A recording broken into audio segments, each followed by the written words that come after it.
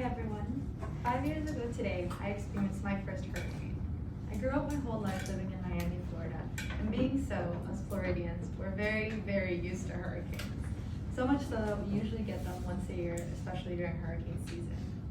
And I assume most of you are not familiar with hurricanes, so I'll talk a little bit about the technicalities of it and the journey Hurricane Irma took me in 2017 and the life lessons I took from it. To begin, I know I mentioned hurricanes happen usually once a year, but in reality, most of the times they happen to die down and become tropical storms before they even hit, which therefore explains why I never experienced a hurricane until now.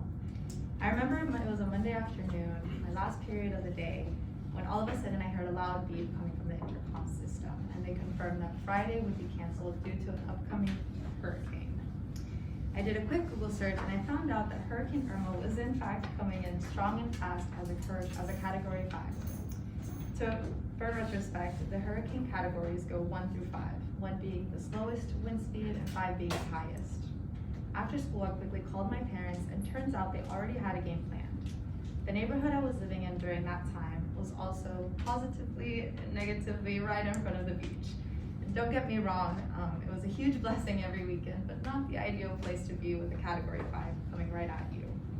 So my parents also received an alert that announced that our area was a red zone, which meant that evacuation had to happen before Thursday. From the extent of my knowledge, I wasn't aware of any family or friends that lived not near us until my mom told us that we had distant cousins that lived all the way up in North Florida in Tampa. So as quickly as the week progressed, everyone started to get ready. The grocery stores emptied out, the line at the gas stations kind of looked like In-N-Out lines, and everyone was buying wood and sandbags to help protect the windows and lock the doors. Thursday morning, after spending a week locking up the valuables, bringing in all the patio furniture, and boarding up the windows, we packed our bags and started our 5-hour trip to Tampa. Once arrived, we settled to help put our batteries into the handheld light switches and consume all the perishable items, because 9 times out of 10, hurricane equals no AC and no electricity, and that's exactly what happened. Hurricane Irma hit Friday night, and we stayed bordered in. No sun, no electricity, no AC, just eating peanut butter and jelly sandwiches until Saturday night. Although I had never met my cousins before, we were able to get pretty close, especially since all we did was play board games and charades. First time stepping out after seeing Hurricane Irma left behind felt like an apocalypse. There was trees snapped in half, the roads were filled with debris and dirt, and there was a bunch of animals just running around. But thankfully, everyone was safe.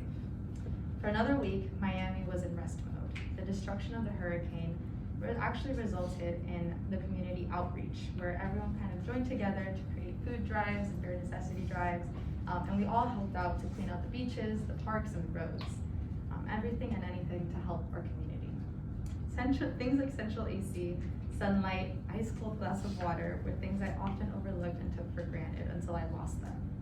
So even though the 2 weeks weren't the best thing, an unexpected inconvenience, there was always a rainbow after the rain. I originally wrote this speech as one of the worst days / weeks of my life, but it ended up actually being one of the most positive and memorable life experiences. Thank you.